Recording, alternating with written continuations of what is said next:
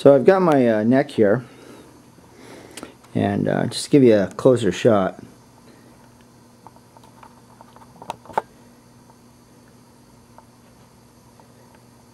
As you can see, all the frets are out, and this neck actually has kind of an unusual graining to the fingerboard, which I thought would be particularly nice once we got it done. And I'm going to try and give you a close-up here so you can actually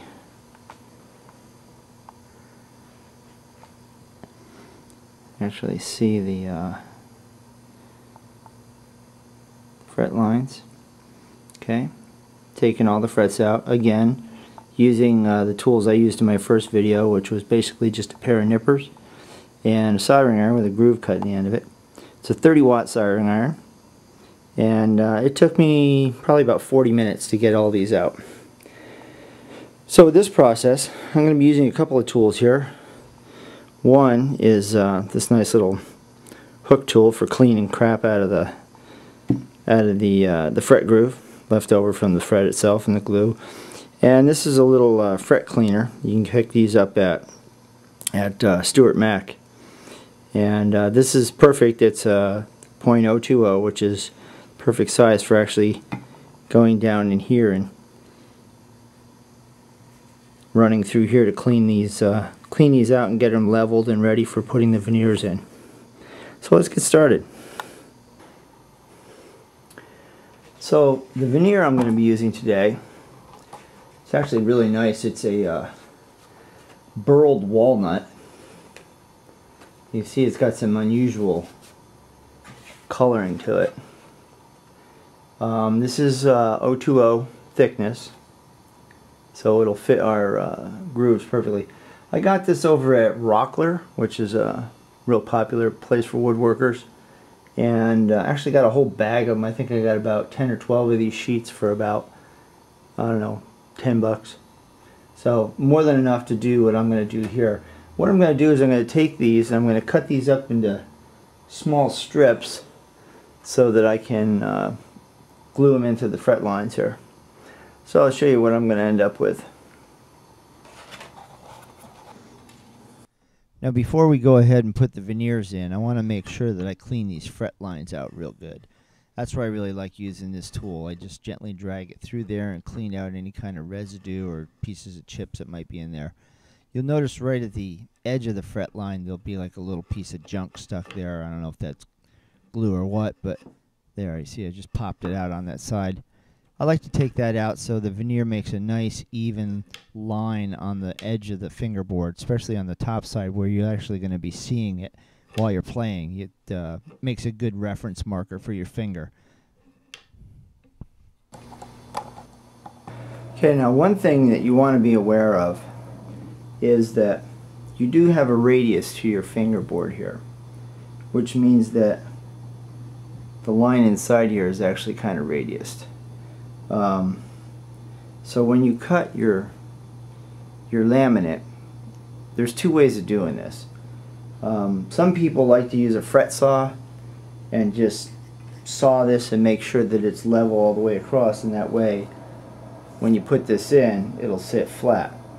However, if you don't have a fret saw, or if you're not that skilled or feel a little squeamish about doing that, there is another way you can do this. Let me show you what I mean.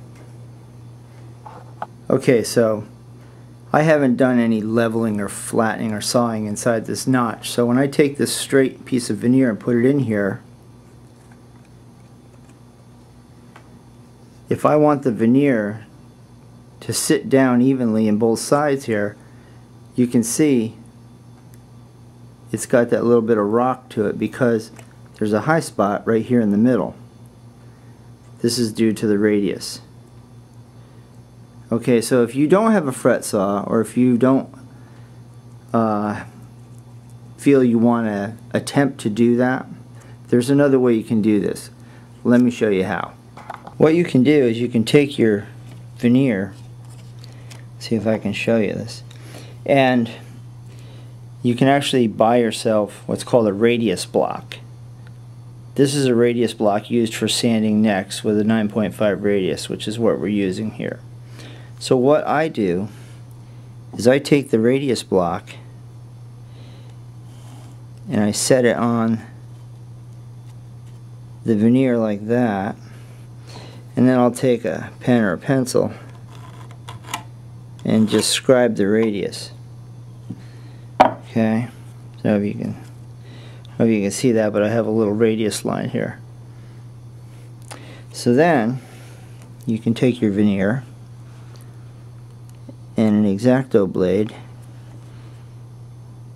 and just use the tip. You don't really need to put too much pressure on it.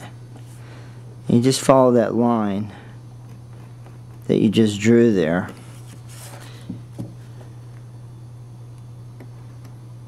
And score that card or the veneer. Right? And then you can very easily just break out that piece. So now your veneer, instead of being flat, has pretty much the same radius edge. This will let it fit in there and not rock. So now, if I take the veneer with the radius in it, and I fit that into my fret notch, you can see no more rocking. It's actually going to fit in there, and what's more important is it comes down evenly on both sides of the neck here. So you don't have any gaps between the veneer and the bottom of the fret line on either side. This is a little bit more time consuming, but if like I say, if you're faint of heart and you don't have a fret saw, you don't want to be going sawing across to level these out, this is another option that you can use. Now I'm not going to use a piece this big to glue in there. I'm going to trim this down a bit, but I just wanted to illustrate this is one alternative to get you a snug fitting veneer. So I'm going to go ahead and cut the rest of my veneers and get them ready. So I'm going to go ahead and mark these and cut them, and then we'll go ahead and start gluing them in. See you in a minute.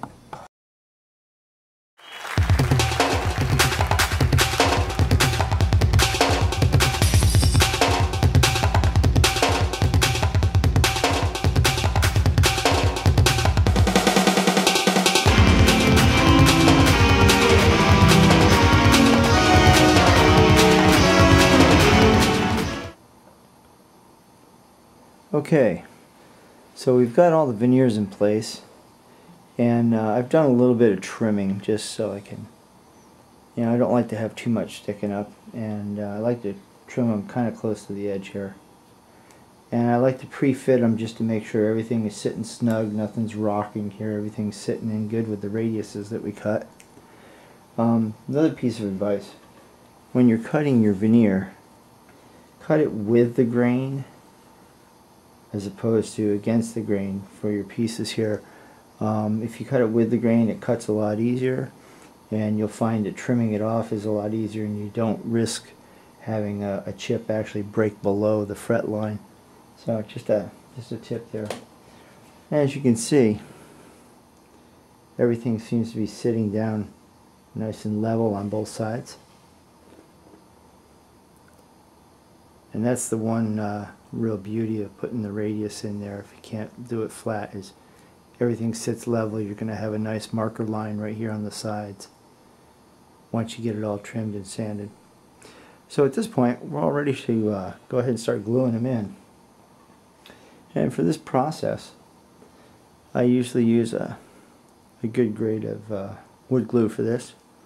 And I like to take a toothpick and just go ahead and put a little bit of glue right in the line here, and then kind of glue on both sides of the veneer and just work it in there. Make sure the glue sets real good.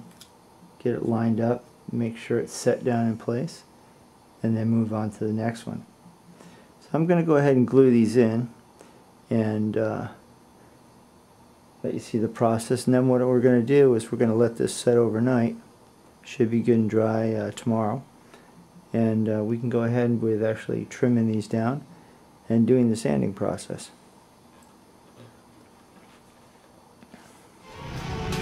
So